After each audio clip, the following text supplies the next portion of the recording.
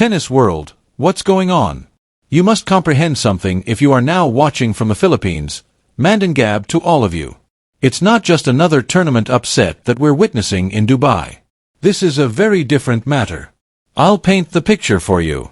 Now, close your eyes and listen to the din emanating from the Dubai duty-free tennis stadium. That sound is inappropriate for a typical tour event. That's the spirit of the World Cup.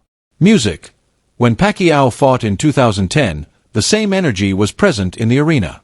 However, this isn't a football game or a boxing battle. We're in the UAE at a tennis competition.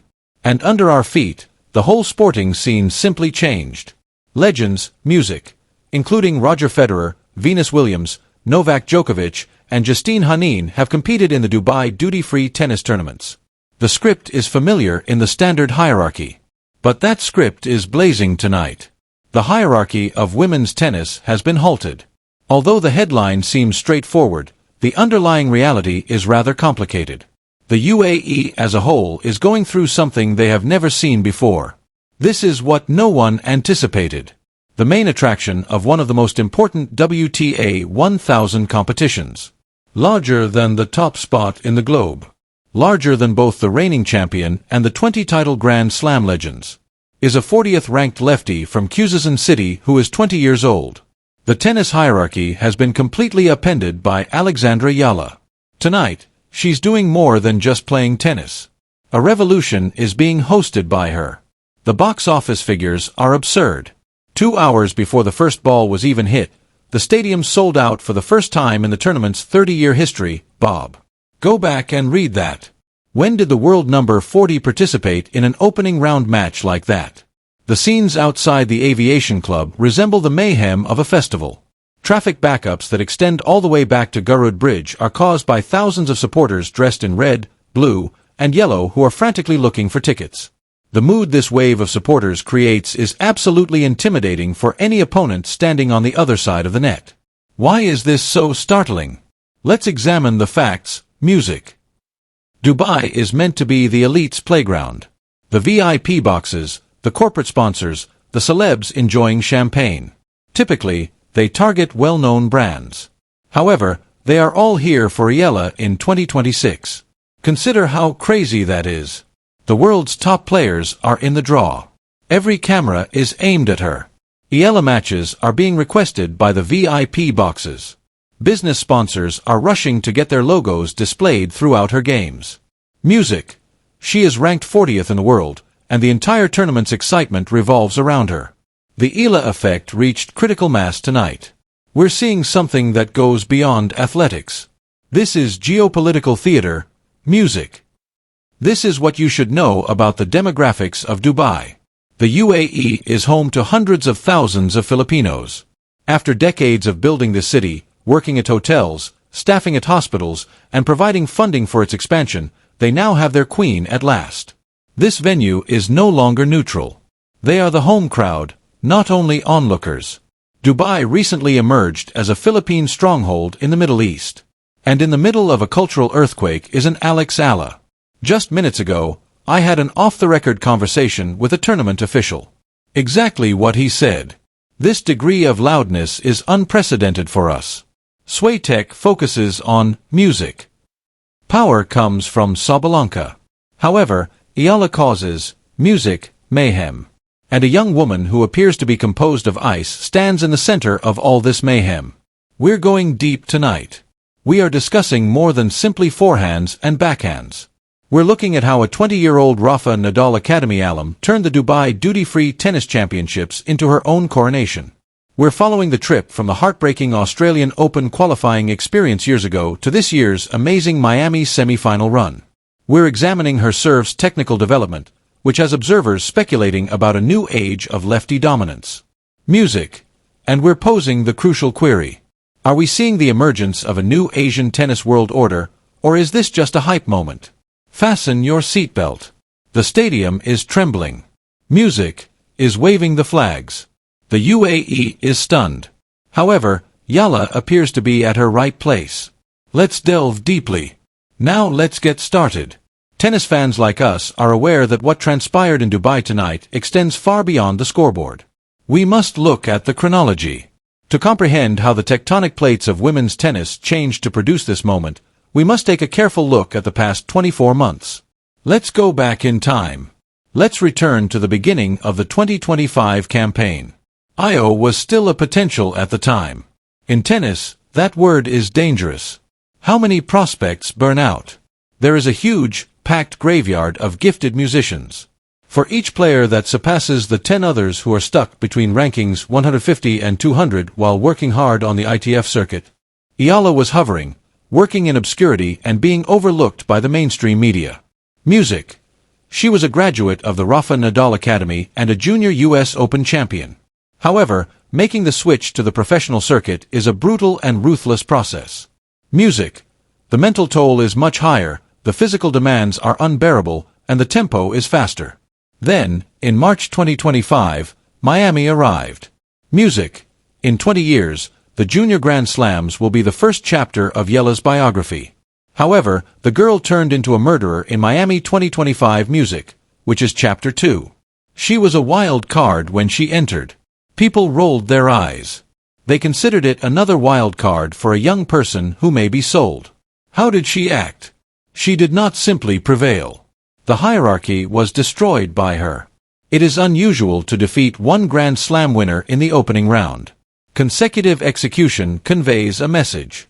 It's a declaration of war to take down players like Madison Keys and Egate. Tonight in Dubai, what we've seen in Miami is being amplified. The lefty nightmare was presented to us. In order to comprehend why she is dominating the debate here in 2026, let's take a moment to discuss strategy. Flat, hard-hitting baseline power powers the majority of the WTA Tour. Tennis, first strike, boom, boom, winner. The winner is the one who hits harder. That's not a game that Ayala plays. Mallorca's red dirt served as her training ground.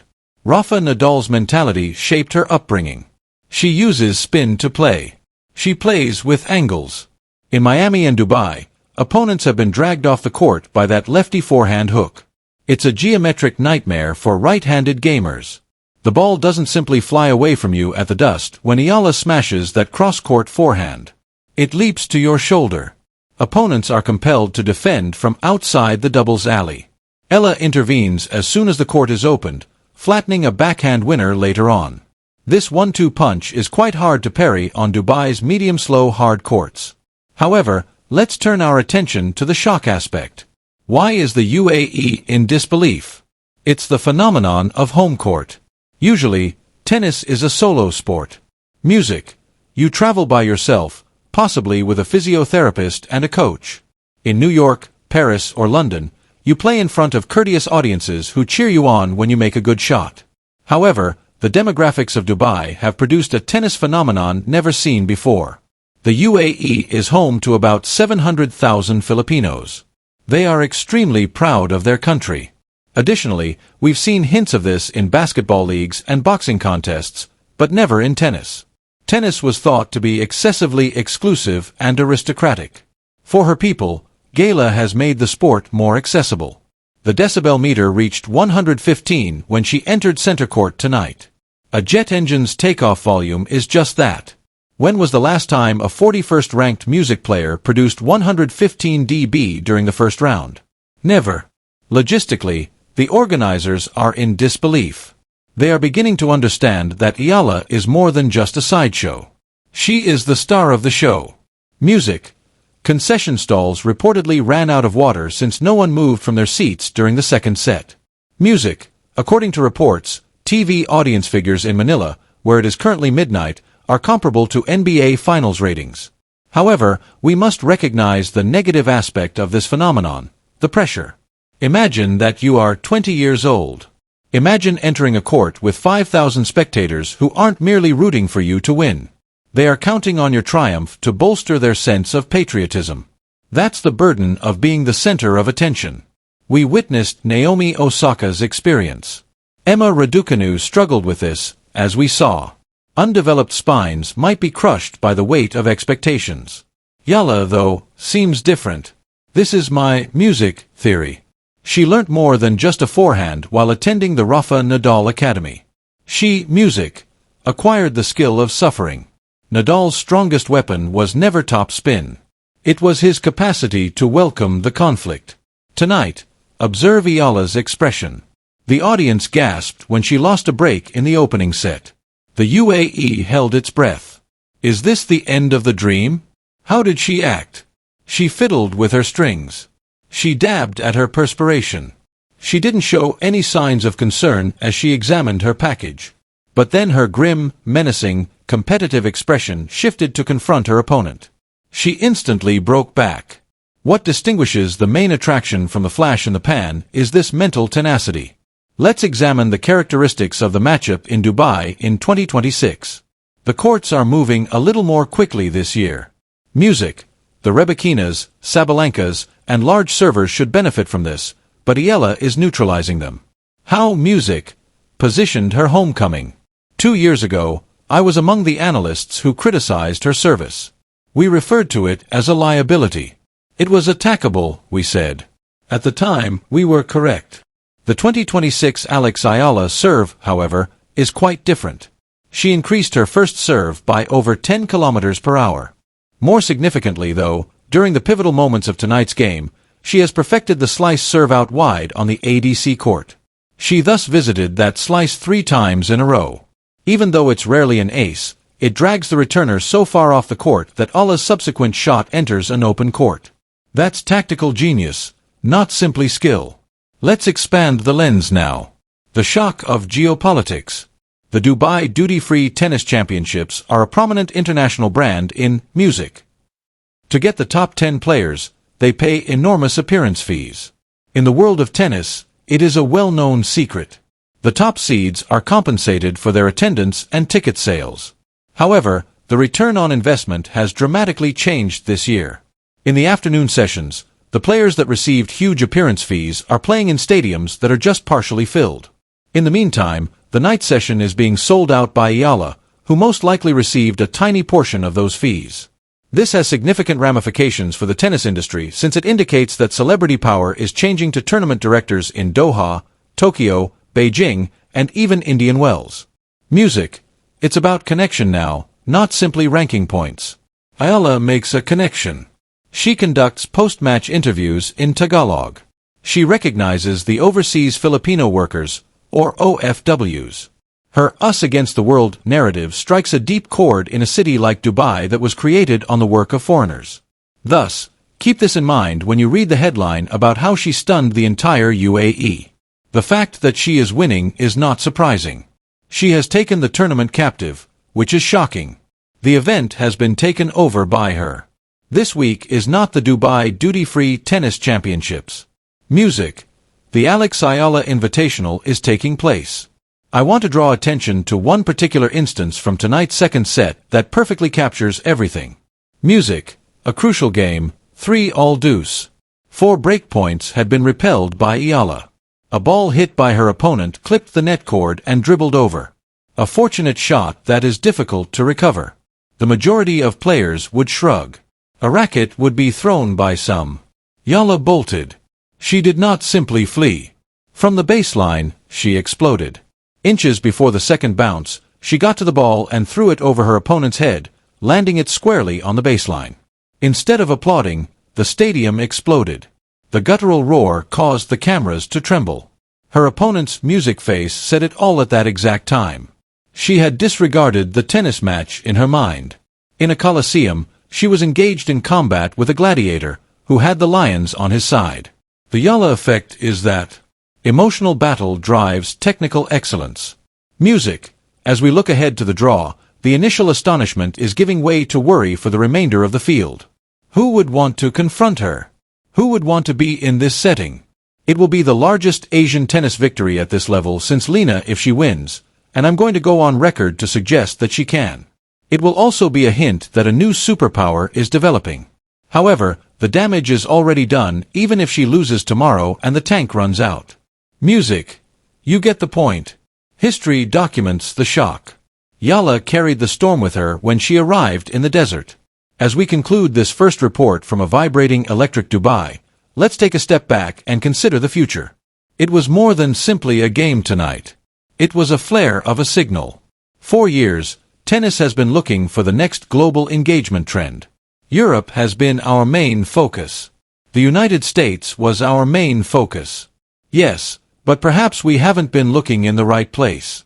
The United Arab Emirates serves as a case study for the future of sports. The shock that made headlines serves as a true wake-up call. Music. It serves as a reminder that tennis is a worldwide sport that is expanding in underdeveloped regions of the globe. Alexandra Yalla is 20 years old. Despite being ranked 40th in the world, she is currently the world's largest athlete. For the millions of people who are watching her, she is holding a huge banner. For a very long time, the Philippines has been waiting for a tennis hero. Manny was in the boxing ring. They bowled and had pie. Tennis, music, was the last frontier, but they had Bata in the pool. Yalla has transcended that boundary by emerging as Dubai's top attraction. The flag has been planted by her. To the little ladies in Quezon City, Davao, and Music Cebu are to the children of foreigners in Dubai who are waiting for an autograph while holding their enormous tennis balls. You too had this moment. You are witnessing evidence that it is feasible to confront the giants while standing in the middle of the court. There will be more Dubai duty-free tennis championships. There will be additional games. On Saturday, a champion will be crowned. But the narrative of 2026 will be about the girl who stunned the United Arab Emirates, regardless of whose name is inscribed on that silver trophy. Every stage of this voyage will be observed by us. Every game, every goal, and every rush from that boisterous audience will be examined. We watch sports for this reason. For the surprise, not for what was anticipated. For the instant when a new hero rises from the flames and the script burns up. Keep your gaze fixed on Dubai.